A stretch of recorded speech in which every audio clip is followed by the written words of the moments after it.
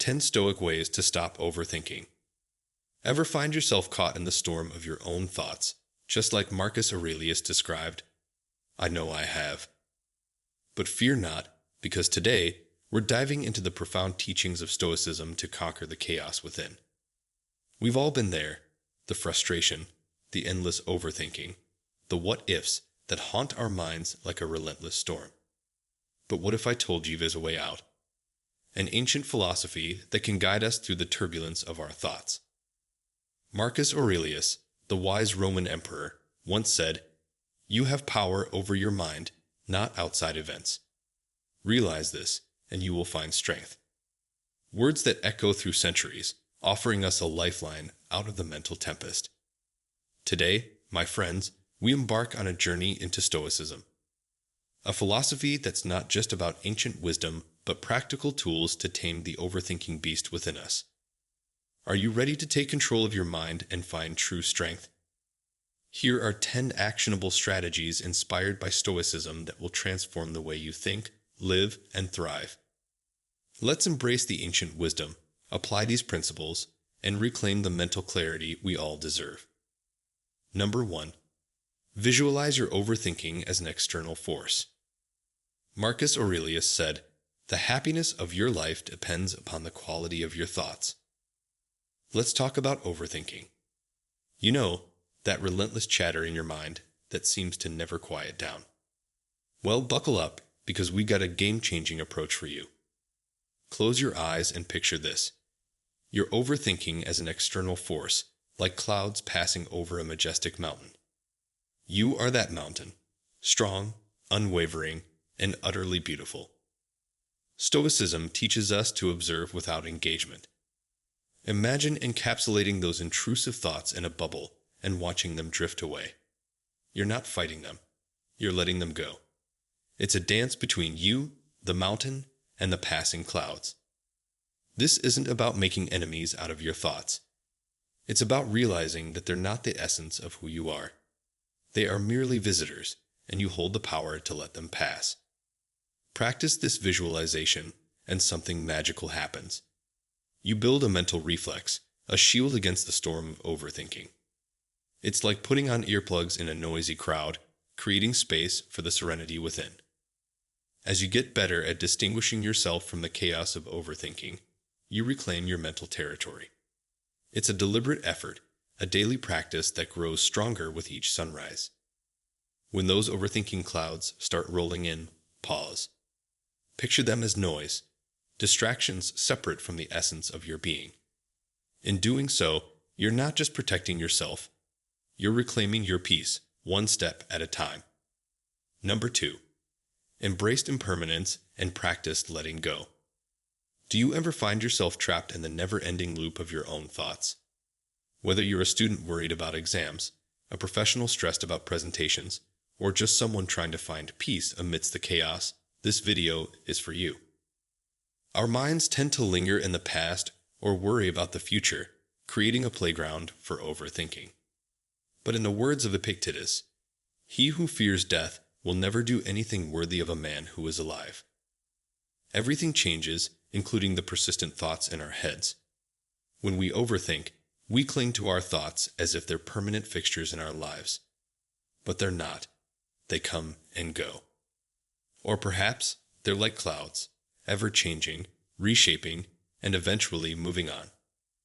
This visualization provides immediate relief and a profound understanding that the nature of thought is to change. It's a mental decluttering, releasing thoughts that no longer serve you. It's not about forcing them out, but allowing them to leave. Letting go isn't giving up. It's an act of courage.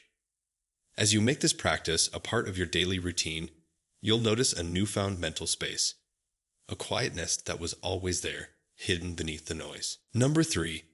Take control by refocusing your energy. Ever find yourself lost in a sea of what-ifs and drowning in the chaos of endless worries? It's like having a dozen browser tabs open in your mind, each one playing a different scenario at full volume. Exhausting, right? Well, you're not alone. In today's fast-paced world, the pressure to juggle everything can leave us mentally drained. But fear not, we've got the key to turn down the noise. Seneca, the Stoic sage dropping wisdom bombs like confetti. He once said, "True happiness is to enjoy the present without anxious dependence upon the future." Let that sink in. Our ticket to mental peace lies in embracing the now, steering clear of the future's uncertainties. It's time to take back the reins and refocus our energy. How, you ask? It's as simple as grounding yourself in the present moment. Picture this. A cluttered mind is like a messy desk. It needs tidying up. Start small. Engage in an activity that demands your full attention. Organize your workspace, take a brisk walk, or immerse yourself in a captivating book. Redirect your energy and watch the magic unfold. We're not talking about suppressing thoughts. We're talking about mastering them. Stoicism is all about choosing where to invest your mental energy. It's a form of mental discipline, a power to command your thoughts to align with your actions. And guess what? You're not just distracting yourself. You're taking charge of where your energy flows. Think of it as a mental workout. The goal isn't to banish overthinking forever. That's a superhero-level expectation. Instead, recognize when your thoughts are taking you on a wild ride and have the tools to redirect them. It's like sculpting a powerful mental muscle. The more you exercise it, the stronger and more resilient it becomes. Number 4. Seek wisdom from outside yourself. Consult your friend on everything, especially on those matters concerning yourself. His counsel may then be useful where your own self-love might impair your judgment. Isn't it fascinating how seeking wisdom from outside ourselves can be the key to unlocking the puzzle of overthinking? Seneca sure had a point. Our minds, my friends, can be a bit like a maze. Every turn leading to more confusion, more questions. It's like trying to solve a puzzle where the pieces keep multiplying, leaving us feeling stuck. But here's the real problem with overthinking. It's a cycle that often starts and ends within the confines of our own thoughts. No clear exit, just a loop of uncertainty. That's why today, we're exploring a powerful antidote to overthinking inspired by the ancient philosophy of Stoicism. Stoicism teaches us that seeking insight from outside ourselves can break the cycle of rumination. That we can break free from this cycle by seeking insight from outside ourselves. It could be a friend, a mentor, or the timeless wisdom found in literature. In the modern world, it's about finding those whose opinions you trust and respect.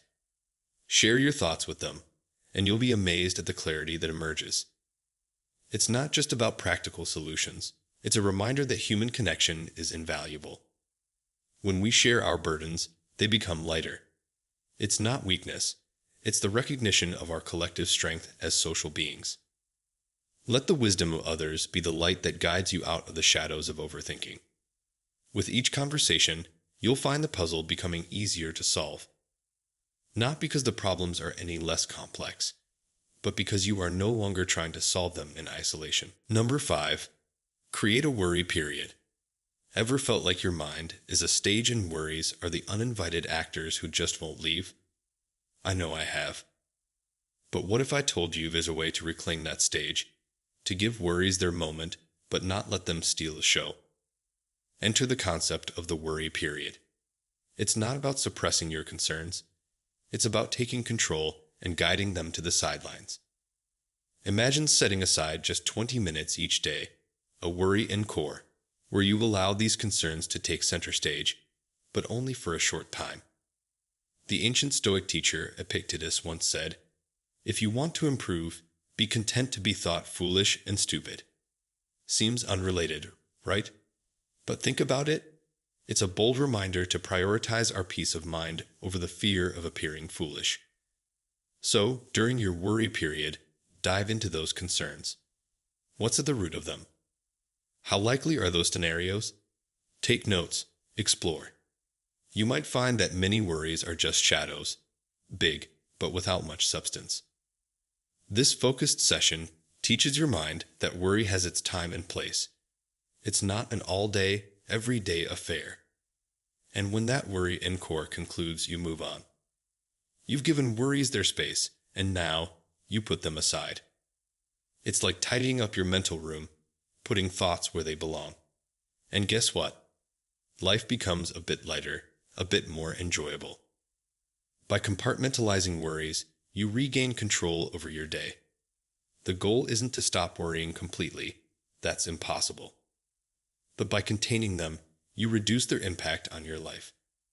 So, beautiful souls, try creating your worry period. Give yourself the gift of a tranquil mind.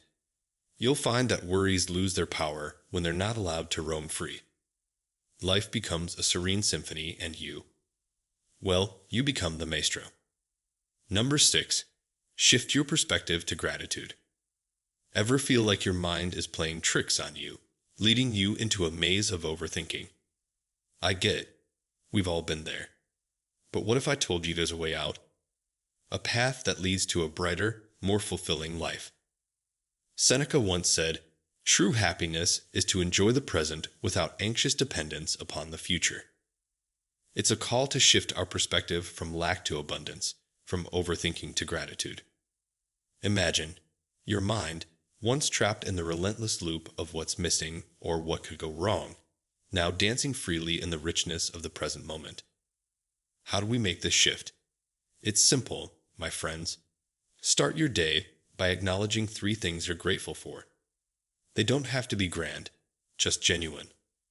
A warm cup of coffee, the embrace of your favorite hoodie, or a heartfelt message from a friend. These are the treasures that light up our lives. This daily practice isn't just a routine, it's a lifeline. It pulls us out of the ruts of our minds and plants us firmly in the rich soil of now, where life is actually happening. Gratitude, my friends, is the key. It magnifies the positive, turning the mundane into the extraordinary. It's the shift from overthinking to appreciation, from scarcity to abundance. By anchoring ourselves in gratitude, we silence the noise of overthinking. We'd enrich our daily experience and transform life's challenges into opportunities for growth and appreciation. Number 7.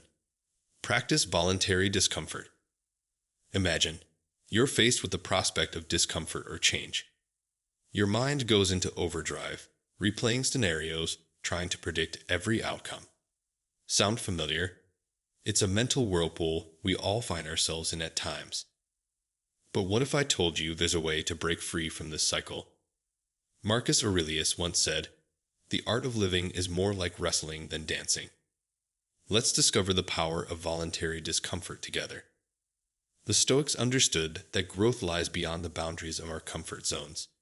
They advocated for engaging with challenges head-on, embracing discomfort rather than shying away. It's like wrestling with life's uncertainties, preparing ourselves for the dance that follows. Voluntary discomfort is the key, my friends. It's about taking small, chosen actions that disrupt our normal routines. Like taking a cold shower, sleeping without a pillow, or opting to walk instead of drive. These actions, seemingly small, teach us resilience and adaptability. Now, how do we bring this ancient wisdom into our modern lives? It starts with those seemingly insignificant choices. It's about doing something different and sitting with the feelings that arise without judgment. It's not about punishment. It's about proving to yourself that discomfort isn't as scary as your overthinking mind makes it out to be. Here's the paradox. Voluntary discomfort, as uncomfortable as it may sound, actually increases your comfort with life. By routinely stepping into the uncomfortable, the unfamiliar becomes familiar, and your mind learns to quieten. You become less reactive to change and more focused on what you can control your responses. Imagine a life with less overthinking and more inner strength. It's not just a dream, it's the profound effect of embracing voluntary discomfort. So, beautiful souls, let's make a pact to practice voluntary discomfort. Let's dance with the uncertainties, wrestle with the challenges, and build a core of inner strength that stands unshaken against life's ebbs and flows. Number 8. Focus on effort, not outcome. Ever catch yourself drowning in a sea of what-ifs and future possibilities? Yeah, we've all been there. Overthinking, the mind's wild dance with the future, can be overwhelming. But fear not. Epictetus, the Stoic philosopher, left us with a gem. Don't explain your philosophy, embody it.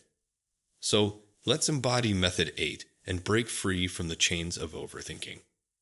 Stoicism teaches us to shift our focus from the outcomes we can't control to the efforts we put in, the intentions behind our actions, and the virtues guiding our path. In a world that often judges success by outcomes, this is a radical shift. It's about being present, about asking yourself, am I doing my best? Am I acting with good intent? Am I staying true to my values? Whenever you feel the weight of overthinking, consciously redirect your thoughts to the effort itself. Because, my friend, the magic happens in the process, not just the destination. It's about liberating ourselves from the chains of overthinking. Imagine a life where you're fully present, giving your best without the heavy shadow of what could be, darkening your experience. This shift transforms our actions into more than just steps toward an outcome. They become expressions of our character and commitment. Let's shift our focus, live with purpose, and celebrate every step as an accomplishment in itself. Number 9. When we're caught in the storm of overthinking. In the tapestry of time, let's journey to ancient wisdom for a moment. Imagine the great philosopher Seneca whispering truths that transcend centuries. Seneca once said, "We are not given a short life, but we make it short, and we are not ill-supplied, but wasteful of it." Seneca's words echo through time, urging us to ponder the brevity of our existence. Each second spent overthinking is a second lost, a fragment of life slipping through our fingers. Stoicism teaches us to step back, to view our lives from a distance, to question if the worries that consume us will matter in the grand timeline of our journey. In those overwhelming moments, remember this: life is fleeting. Ask yourself, is this moment of overthinking truly worthy of your precious time? By acknowledging the transience of life, we naturally shift our focus. This isn't a call to be morose. It's an invitation to cherish the present, to savor every moment. Let the ephemeral nature of life be your guide, not a source of anxiety. Imagine it as a canvas, waiting for you to paint with the vibrant colors of presence and engaged living. So, when the storm of overthinking rages, remember, life is a masterpiece, and every moment is a stroke on the canvas of your existence. Number 10. Break down overwhelming thoughts into actionable steps. The great Marcus Aurelius once said, "The impediment to action advances action. What stands in the way becomes the way." This, my friends, is the essence of our 10th technique, transforming overwhelming thoughts into actionable steps. Imagine it as the key to unlocking the chains of overthinking. So, here's the secret sauce. When your mind is racing with worries, don't let it overwhelm you. Instead, break it down into bite-sized, manageable pieces. Ask yourself, what's the very next step I can take? Not the 4th or the 10th step, but just the next one. It might seem small, almost trivial, but trust me, it's the antidote to overthinking. Picture it like untangling a massive knot. You're not ignoring the complexity. You're navigating through it with purpose. By focusing on that one action, you shift from worrying to doing. Each small step you take builds momentum, and soon you'll look back to see that boulder of worry transformed into a pile of pebbles. One step at a time, my friends. This technique teaches us patience, resilience, and trust in our ability to face challenges head-on. Suddenly, what once felt insurmountable is now behind you, replaced by a profound sense of accomplishment and clarity. And there you have it, warriors of the mind. Remember, when the storm of thoughts hits, focus on that one next step. You've got this. What strategies spoke to your soul? Share your thoughts below. Today's insights are like magic stones on our adventure of growth. If you're a wisdom seeker, smash that subscribe button and shower us with thumbs up love. Let's forge ahead together, chasing the profound wisdom left by the Stoic masters. Until next time, take care and goodbye. Keep the flame of wisdom burning.